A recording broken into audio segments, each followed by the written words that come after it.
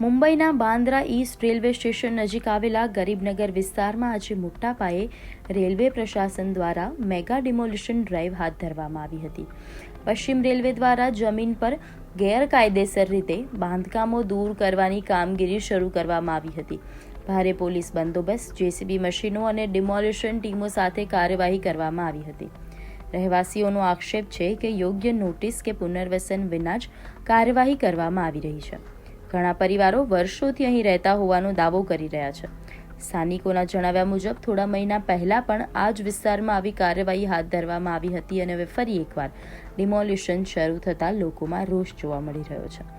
આ કાર્યવાહી રેલવેના લાંબા સમયથી પેન્ડિંગ 5મી અને 6ઠી રેલવે લાઇનના વિસ્તરણ પ્રોજેક્ટ સાથે જોડાયેલી છે. રેલવે અધિકારીઓના જણાવ્યા મુજબ આ જમીનનો ઉપયોગ નવા ટ્રેન ઓપરેશન અને બાંદ્રા ટર્મિનલ્સના વિસ્તરણ માટે કરવામાં આવશે. સાથે જ પુનર્વસન માટે પાત્ર રહેવાસીઓને વૈકલ્પિક વ્યવસ્થા ઊભી નહીં કરવામાં આવી હોવાનો દાવો પણ કરવામાં આવ્યો છે.